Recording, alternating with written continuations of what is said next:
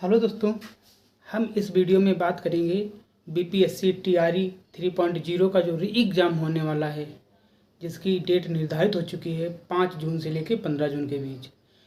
इसमें हम साइंस और मैथ्स का जो पेपर होता है उसके बारे में कुछ एनालिसिस करेंगे। जो पेपर दे चुके हैं उसके लिए भी इम्पॉर्टेंट है, जो पेपर अभी दे चुके हैं उन्हीं के लिए इम्पॉर्टेंट हो सकता है। तो अब हम इसकी एनालिसिस के बारे में बात कर रहे हैं कि इसमें किस पोर्शन से कहाँ से क्वेश्चन पूछे गए। जैसे हमने बीपीएससी टीआरई 2 और टीआरई 3 दोनों का एनालिसिस किया, तो हमने पाया कि जैसे ये हमारा हिंदी का पोर्शन हुआ, हिंदी जो भाषा का पोर्शन हुआ, 23 क्वेश्चन भाषा का था, जिसमें 22 क्वेश्चन हिंदी के थे, 8 क्वेश्चन इंग्लिश के थे। ठीक, ये तो हमारा एक था पास होने का, मतलब इसमें हमें केवल क्वालिफाई होना है। इसके बाद में दूसरा पोर्शन था हमारा, वो था हमारा जनरल स्टडी का, जिसमें 8 क्वेश्चन करंट अफेयर्स के थे, 8 ही लगभग इतिहास के थे और 8 ही लगभग भूगोल के थे। और इसके बाद में हमारी क्या थी, विज्ञान और गणित। ये हमारा जनरल स्टडी का पेपर था जो 40 क्वेश्चन का था। इसके बाद में जो हमारा 40 क्वेश्चन का पेपर था, वो तीसरा पोर्शन था मैथ का। और इसके बाद में 40 क्वेश्चन थे, वो थे साइंस के। साइंस में भी हमारे 40 में 12, 13, 14 इस तरीके से फिजिक्स, केमिस्ट्री और बायोलॉजी में डिवाइड थे। तो इसके बारे में हम थोड़ी चर्चा करना चाहते हैं, तो आप लोग देखिए। चर्चा करना ये जैसे हमारा बीपीएससी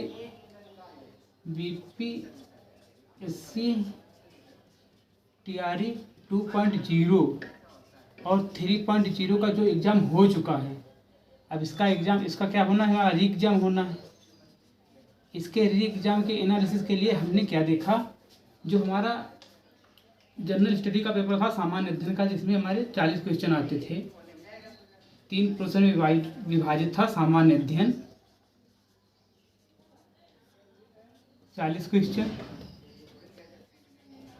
गणित 40 क्वेश्चन और विज्ञान 40 क्वेश्चन। अब यहाँ पर हमने सामान्य अध्ययन के बारे में हमने देखा था 8 क्वेश्चन जो हमारे किससे थे, 8 क्वेश्चन जो हमारे थे वो थे हमारे किससे, करंट से। तो करंट ऐसी ही करंट नहीं थी कि जो है एकदम पूछ दिया जाए, तो उसमें करंट में कम से कम 2 क्वेश्चन ऐसे थे, 2 से 3 क्वेश्चन ऐसे थे टीआरई 2 और टीआरई 3 में भी, जिन क्वेश्चन को देखा जाए तो वो अंतर्राष्ट्रीय स्तर के थे। ठीक, कम से कम 3 क्वेश्चन अंतर्राष्ट्रीय स्तर के थे, दोनों पेपर की बात कर रहे हैं। और वो भी इस तरीके थे जैसे चीन से रिलेटेड थे, एक तरीके से बहुत फेमस क्वेश्चन थे, जो लगभग अगर करंट कोई पढ़ रहा है तो अनुमान लगाकर भी उनको कर सकता है। देखने में तो कठिन थे, लेकिन अगर अनुमान लगाया जाए तो वो एक तरीके से सही हो सकने की स्थिति में थे। इसके बाद में कम से कम हर दोनों पेपर में करंट का लगभग 1 या 2 के बीच ही क्वेश्चन आया है। 1 से 2 के बीच बिहार पूछा गया है, बिहार करंट। ठीक, फिर इसके बाद में 4 से 5 पूछे गए हैं भारत के करंट का, पूरा भारतीय करंट, भारतीय समसामयिकी। ठीक, अब यहाँ पर जो हमारे 8 क्वेश्चन करंट के थे, इनमें हमको जो बढ़िया एक तरीके से देखा जाए, जो बड़ी बड़ी घटनाएं हैं या किसी देश के साथ हो रहे झगड़ा, अपने भारत के परिप्रेक्ष्य को लेकर या भारत के पड़ोसी देशों के बीच, ऐसे करंट को थोड़ा ध्यान देना है। बिहार के भी ऐसे करंट, जैसे अभी दक्ष मिशन पूछ दिया गया था टीआरई 3.0 में साइंस के वाले पेपर में। तो एक बड़ी बड़ी घटनाएं, कर्पूरी ठाकुर वाला जैसा इस समय चल रहा है, तो इस तरीके के क्वेश्चन बिहार करंट से रिलेटेड पूछे जा सकते हैं टीआरई 3.0 री एग्ज़ाम में भी। इसी तरीके से जो भारत की घटनाएं हैं बड़ी बड़ी, उनके बारे में भी, जैसे चुनाव आ रहा है, चुनाव के बारे में भी देखना है थोड़ा। G20 समाप्त हो चुका था, G20 के बारे में एक नज़र नहीं देखना, तब भी थोड़ा बहुत देख लेना है। स्पेस के बारे में भी टीआरई 2 में क्वेश्चन आए थे, लेकिन इसमें क्वेश्चन का लेवल नहीं था। तो थोड़ा करंट के बारे में इतना भी नहीं, करंट हमेशा पढ़ते रहो, सरसरी निगाह में थोड़ा करंट देखना है।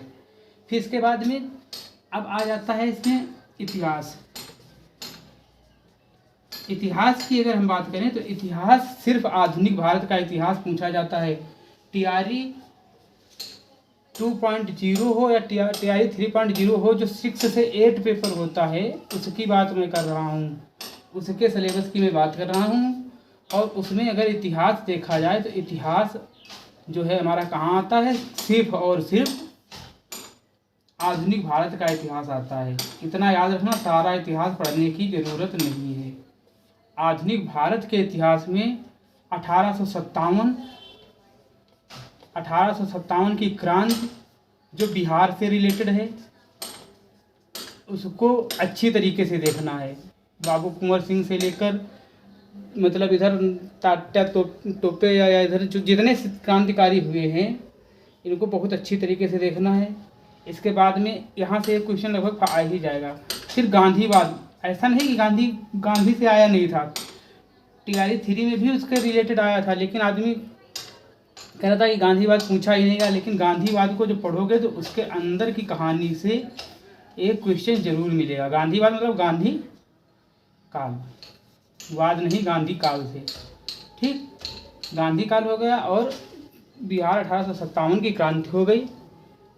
अब इसके बाद में मतलब देखना तो हमारा उद्देश्य है 1857 से 1947 तक हमको लगभग सारा इतिहास देखना है सरसरी निगाह में। लेकिन इन पोर्शन को ज़्यादा थोड़ा तैयार करना है। गांधी काल को तैयार कर लोगे कम से कम 2 से 3 क्वेश्चन यहाँ से सही हो जाएंगे। 1857 की क्रांति का अगर एनालिसिस कर लोगे बिहार के परिप्रेक्ष्य में तो यहाँ से भी 2 से 3 क्वेश्चन सही हो जाएंगे। इतिहास के क्वेश्चन आते हैं 8 से 9, 8 ही समझ लो, ठीक। तो 8 में 2 से 3 5 क्वेश्चन तो लगभग यहाँ से मतलब क्लियर सही कर लोगे। ऐसी कंडीशन में अब हमारा आता है क्या, इसके बाद में हमारा आता है भूगोल। भूगोल में भी 7 से 8 क्वेश्चन आते हैं, जिसमें 2 से 3 क्वेश्चन हमारे रहते हैं विश्व भूगोल से, और वो भी इतने कठिन नहीं, मतलब उनका इस तरीके का मैटर रहता है कि देशों के बारे में जानो, जो भारतीय सीमा से लगे देश हैं। भूगोल में भारतीय सीमा से लगे देश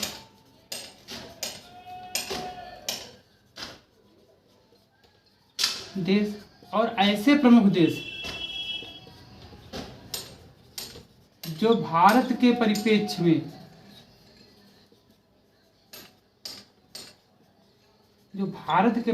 में चर्चा में रहे हों, उनका हमको एनालिसिस करना है। बकाया हमको मतलब ज़्यादा इसके बारे में नहीं देखना है, करंट से ही रिलेटेड भूगोल भी लगभग आता है। और इसके बाद में हमको भारत के इसमें 2 से 3 ही क्वेश्चन आएंगे यहाँ से, और सारे क्वेश्चन आएंगे कहाँ से, भारतीय भूगोल से। तो भारतीय भूगोल में आएंगे, मान लो पठार हो गया, नदियाँ हो गई, पठार, नदियाँ, पर्वत, पड़ोसी देश, सीमा, मतलब पूरी प्राकृतिक भारतीय भूगोल को अच्छी तरीके से देखना है।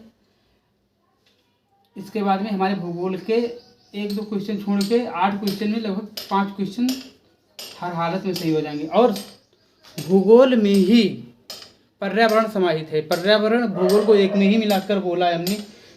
तो जैसे पिछली बार पूछा गया था कार्निवोरस, मतलब कौन सा इसमें मांसाहारी है। इस बार पूछ दिया गया था कि मरुभूमि में मरुस्थलीय वन कहाँ पाए जाते हैं।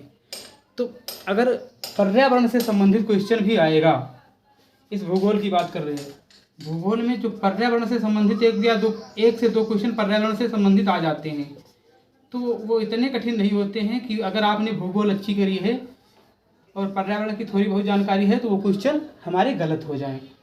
तो मतलब पर्यावरण को भी एक सरसरी निगाह से थोड़ा थोड़ा देखना है, ज़्यादा नहीं।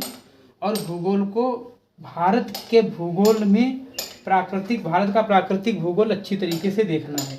पठार, नदियाँ, पर्वत, पवातन थोड़ा मतलब, अब वो भी सबसे ज़्यादा कहाँ पर, सबसे ज़्यादा तो भारत का जो नॉर्थ और साउथ का मध्य बिंदु, मतलब जहाँ से डिवाइड है कर्क रेखा के आसपास का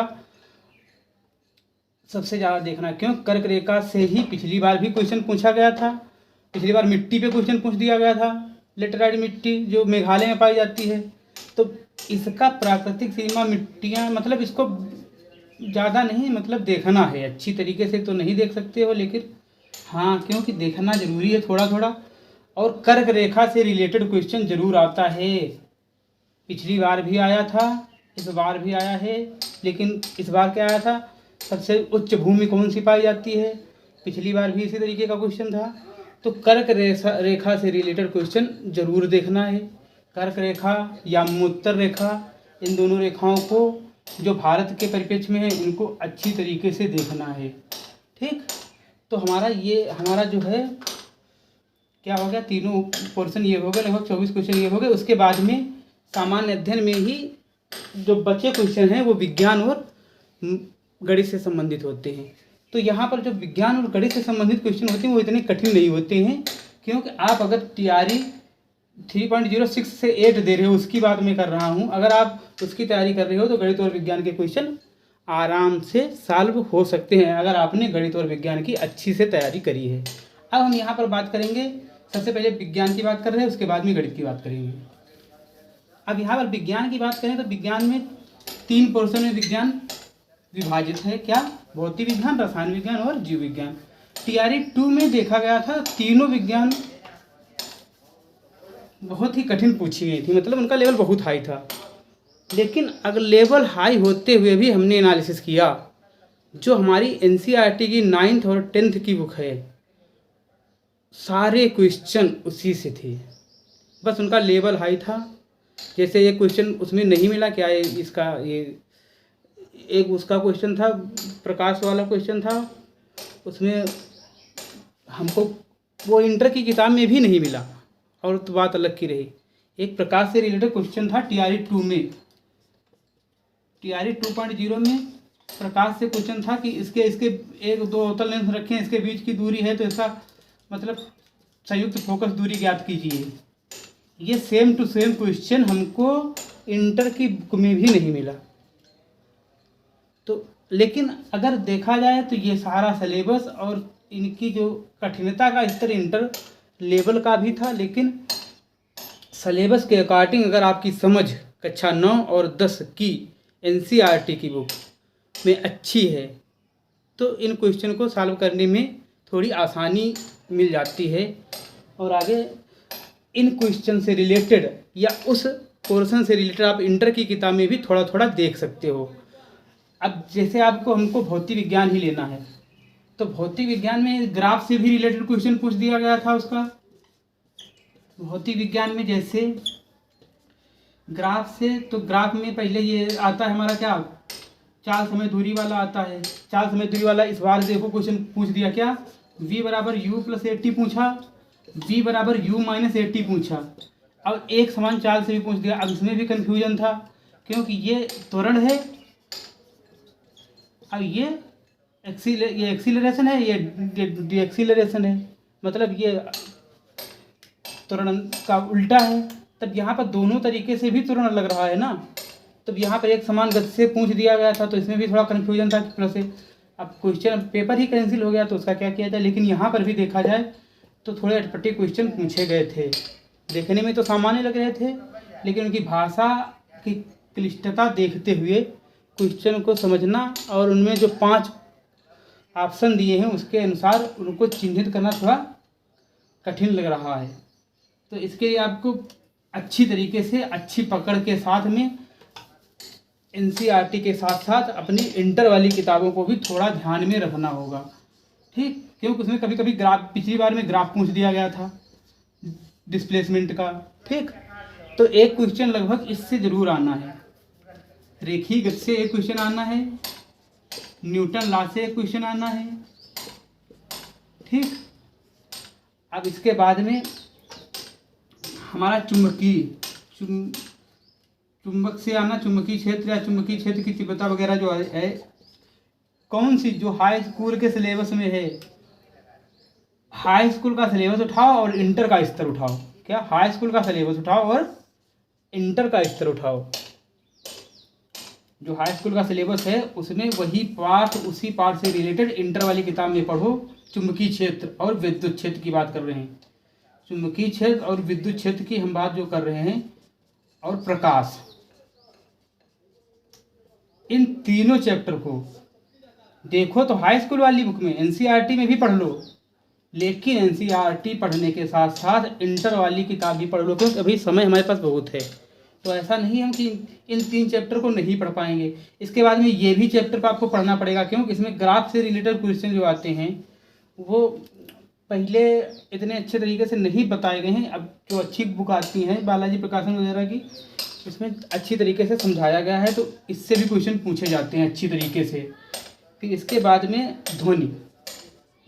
ध्वनि से भी क्वेश्चन आता है। ठीक, तो ध्वनि का क्वेश्चन मतलब आता ज़रूर है, इतना कठिन नहीं आता, लेकिन आपको देखना है तो इंटर वाली किताब एक बार, जितने भी चैप्टर आपको कक्षा 9 और कक्षा 10 में दिए हैं उनको, मतलब इंटर वाली किताब में वही पोर्शन सिर्फ उठा के ज़रूर देखना है आपको। चाहे कक्षा 9 की केमिस्ट्री हो, चाहे कक्षा 9 की फिजिक्स हो, चाहे कक्षा 10 की केमिस्ट्री हो, चाहे कक्षा 10 की फिजिक्स हो। बायोलॉजी की बात नहीं कर रहे, बायोलॉजी बहुत विस्तृत हो जाती है, बायोलॉजी हमको भी इतनी नहीं आती, लेकिन इतनी कठिन आती भी नहीं है। तो अगर आप बायोलॉजी का काम देखोगे तो बायोलॉजी आपकी एनसीईआरटी अगर कक्षा 9 और 10 की पढ़ रहे हो अच्छी तरीके से, तो लगभग उससे ही 80 से 90% क्वेश्चन ज़रूर सही हो जाएंगे। अब हम इसके बाद में बात कर रहे हैं, यहाँ पर हमने भौतिक विज्ञान के साथ साथ में केमिस्ट्री की भी बात कर ली। केमिस्ट्री में भी आपको कक्षा 9 और 10 की एनसीईआरटी उठाना है, उसका सिलेबस देखना है, उसको पढ़ना है पहले, उसके बाद में वही सिलेबस के अकॉर्डिंग वही जो सिलेबस आपको इंटर वाली किताब में मिल रहा है उसको भी फॉलो करना है।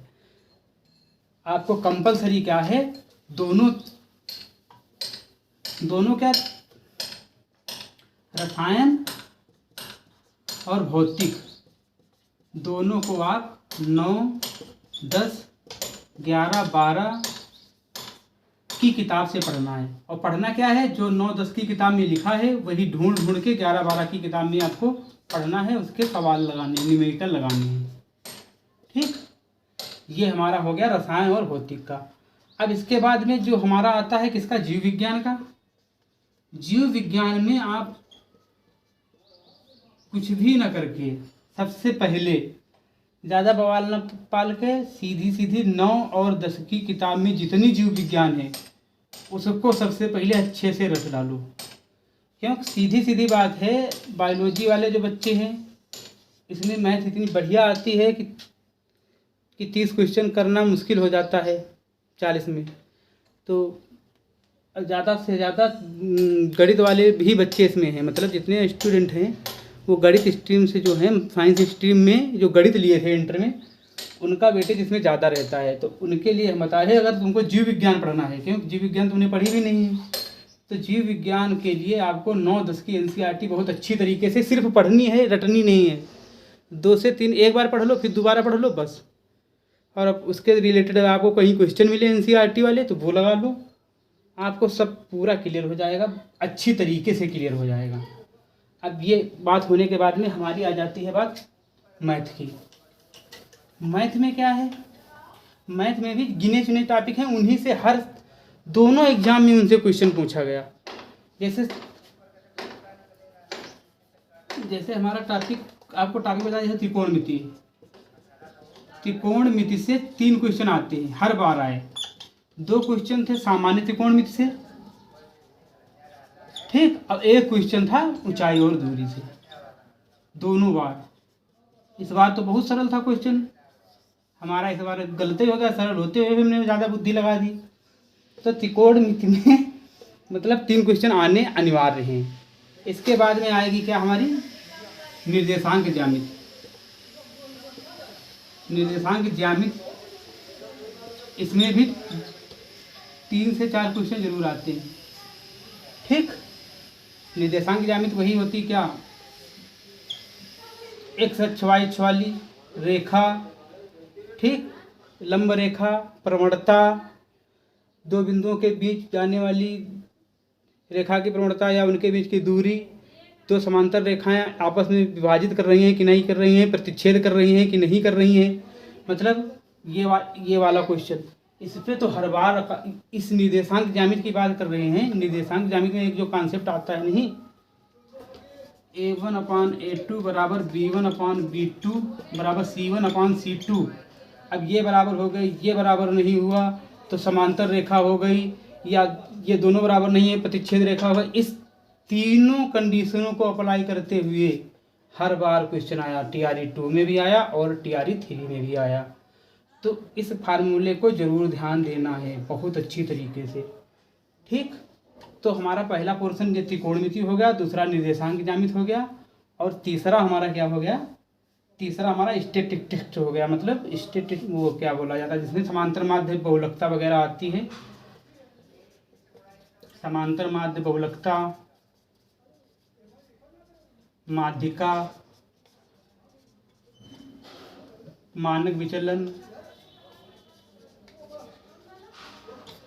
इसको भी बहुत अच्छी तरीके से देखना। इसमें भी 2 से 3 क्वेश्चन आते हैं, ठीक। तो हमारे तीन पोर्शन हो गए। अब चौथा पोर्शन हमारा क्या है, 3 पोर्शन ये हो गए, त्रिकोणमिति हो गई, निर्देशांक ज्यामिति हो गए, समांतर माध्य बहुलकता हो गई, मानक विचलन हो गया। फिर इसके बाद में कार्य समय से एक क्वेश्चन जरूर आएगा, 1 से 2 क्वेश्चन कार्य समय में जरूर आते हैं, ठीक। कार्य समय, दूसरा चाल और दूरी में आता है जरूर, चाल, दूरी, नाव, इसमें भी 2 क्वेश्चन पक्के 2 क्वेश्चन आने हैं, इसमें हर तरीके से आने हैं, ठीक। तीसरा प्रतिशतता, इसमें भी 2 क्वेश्चन आने हैं। चौथा मिश्रण, इसमें भी एक क्वेश्चन आना। पांचवा ब्याज साधारण और मिश्र दोनों, इसमें भी 2 से 3 क्वेश्चन आने हैं, ठीक।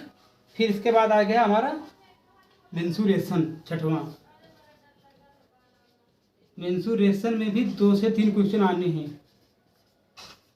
फिर सातवां वृत्त, त्रिभुज और चतुर्भुज, इसमें कोण, इसमें इनका कोण निकालना या इसके बीच इनका क्षेत्रफल निकालना, इससे भी क्वेश्चन आते हैं। इसमें टेंजेंट निकालना, ठीक, इसमें भी क्वेश्चन आते हैं। और 2 से 3 क्वेश्चन इसके भी रहते हैं, ज़्यादा भी हो सकते हैं लेकिन 2 से 3 क्या 3 से 4 रखो, लगभग 3 से 4 क्वेश्चन इसमें भी है। ये हम आपको टॉपिक बता रहे हैं कि आप अगर कुछ भी ना पढ़ो तो इनको तो रिवाइज ही करते रहो, इनके बारे में बिल्कुल ना सोचो कि इनको रिवाइज नहीं करना है। तो इनको रिवाइज करना ज़रूरी है, हर हालत में ज़रूरी है।